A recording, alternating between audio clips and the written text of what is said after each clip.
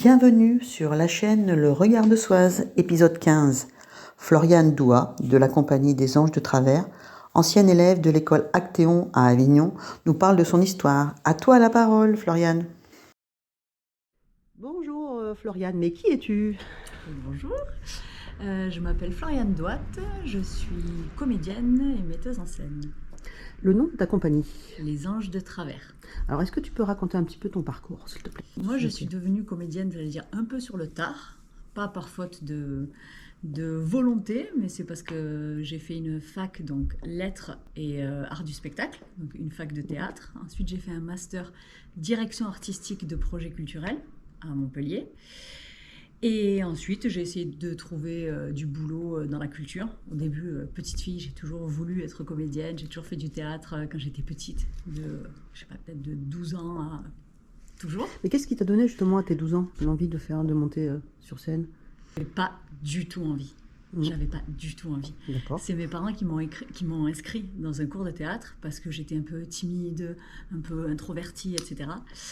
Et j'ai le souvenir...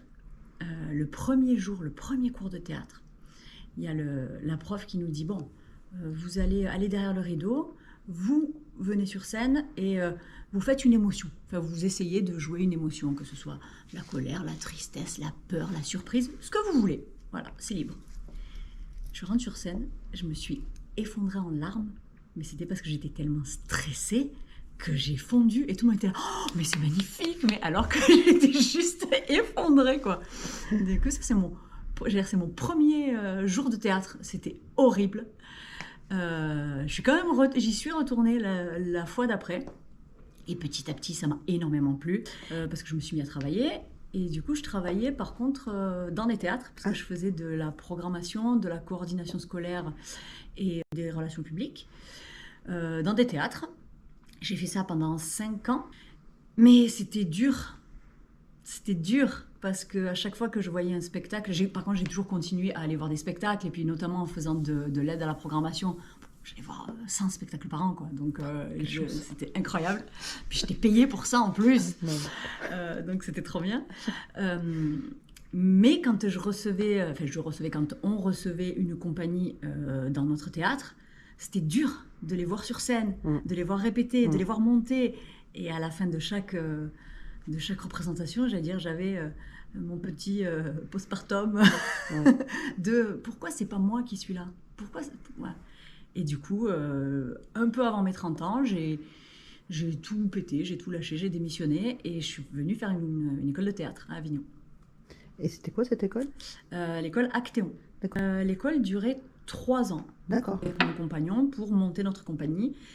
Avant de finir l'école, on a prévu, voilà, qu'est-ce qu'on va faire après ? On a profité de ce temps-là pour créer la compagnie, commencer le spectacle. Et donc le nom de ta compagnie ? Les Anges de Travers. Les Anges de Travers. Donc cette date de création ? En juillet 2019. On travaille aussi chacun dans d'autres compagnies et dans d'autres projets. Petit à petit, on se rend compte que c'est toujours, on travaille dans les projets des copains qui travaillent dans nos projets, etc. etc. Donc là, on est en création de notre nouveau spectacle avec notre compagnie. Et en parallèle, Damien fait aussi de la technique, fait aussi de la cascade. Et moi, je travaille aussi sur d'autres projets. Votre compagnie, c'est vous deux ? C'est nous qui l'avons montée. Mais il peut y avoir d'autres comédiens qui viennent jouer. Et combien de spectacles du coup ? C'est votre première création ou... Non, on a fait un premier spectacle qu'on n'a pas mené complètement à bout, c'est-à-dire qu'on a fait une première sortie de résidence. On va dire que c'était la V1 qui avait encore pas mal de travail, mais je pense que à ce moment-là, il y avait Jean-Serge dans ce spectacle-là. Ça s'appelait L'homme poubelle, ensemble vers l'harmonie sociale. Ouais. Faut s'en rappeler quand même. C'est très drôle, c'est un texte de Matei Vichniac, qui est un auteur contemporain roumain, toujours en vie. Et ce texte résonnait énormément, en plus avec la période du Covid. Donc mais c'était un projet, je pense, pour un premier spectacle trop ambitieux. Un spectacle jeune public, autour de contes, et là on est sur notre troisième création, mais un spectacle tout public aussi, adulte quoi. Tu peux en parler un peu de... Oui. Alors ça va s'appeler La Dernière Séance.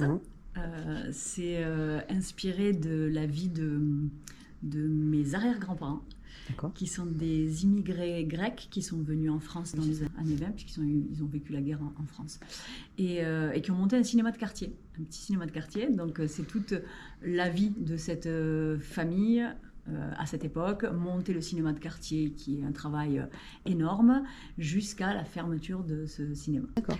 Et là, On aimerait jouer au festival, on est quoi là, on est 2025, 2026, 2026, ce serait bien. Mais là, l'important, c'est surtout de trouver des résidences pour pouvoir répéter, et si possible, oui, des résidences qui amèneraient à une diffusion, quoi. qu'est-ce que je peux vous souhaiter pour la suite? Que ça marche bien, que le spectacle plaise. Moi, j'aimerais beaucoup que ce spectacle plaise, parce qu'il est très personnel en plus. Bon, bah, tu as l'air d'être heureuse dans ce C'est trop métier. bien, Voilà. c'est trop bien. C'est ma meilleure vie. Je ne regrette absolument pas d'avoir fait ce changement de vie juste avant 30 ans. Merci Floriane, Merci et beaucoup. bonne continuation à toi. Merci beaucoup.